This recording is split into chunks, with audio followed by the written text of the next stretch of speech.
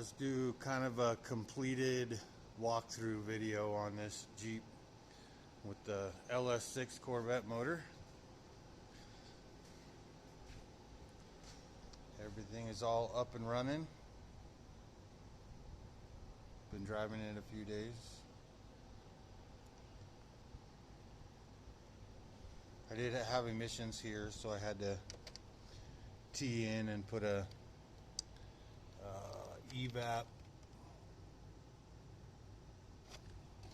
whatever it's called, air conditioning, hoses built, low side, high side, AC's working.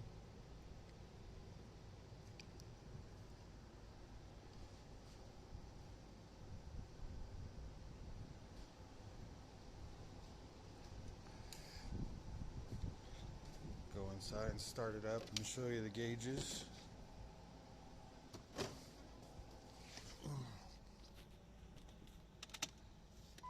Check engine lights functioning.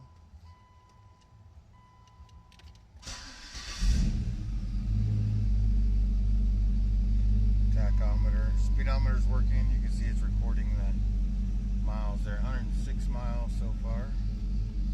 Temperature gauge working, and fuel gauge is working and programmed. Speedometer's a little bit off, like 5 miles an hour off. I need to reprogram it properly. This little trip button right here,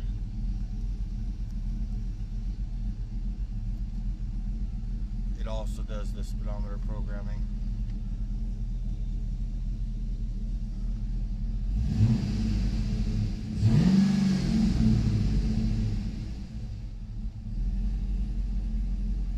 I don't know if I ever showed the throttle pedal either. It's just a Silverado throttle pedal that's mounted. This is the old Jeep bracket right here, and I just mounted the Silverado pedal right to it, and it's in a perfect location.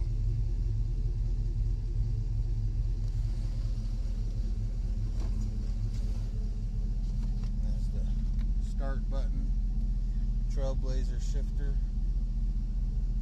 Everything else in the car works like it's supposed to. Air conditioning, I had to put a separate button to activate the air compressor.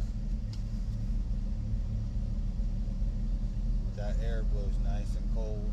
I mean, obviously you can't feel it, but it's icy cold. And it kicks the fans off and on just like it's supposed to.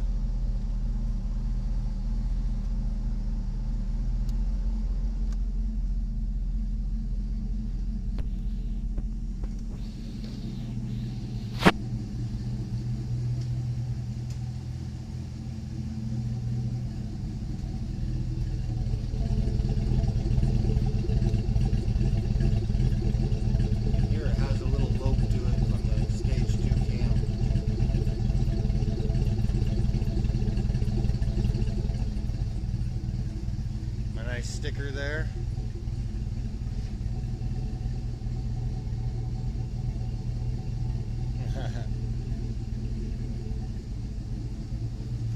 That's it. Just doing some data logging for the tuner, driving it around, getting it running right.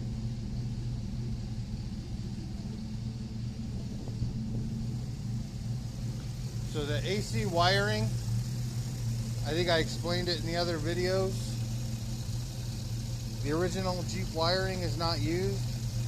It just uses this trinary switch right here, which comes from that button through the switch to the compressor and to the fan, and it turns it off and on with pressures. You can do that with any other system in the world. As long as you put a button in there, you can activate whatever AC system you want to, and it will function properly.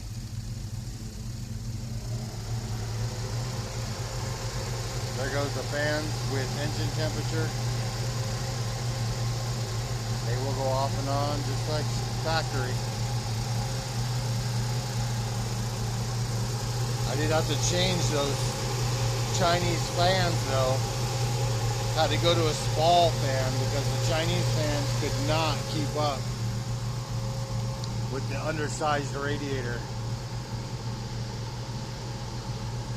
I'm going to look into that in the future too, because 100-degree days, it's barely able to keep it cool, especially with the AC running.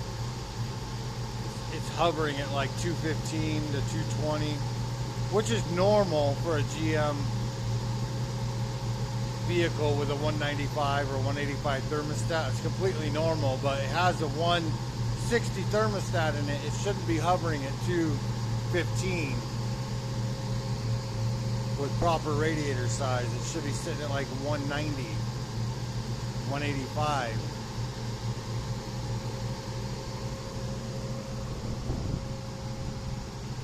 But I'll get a little driving video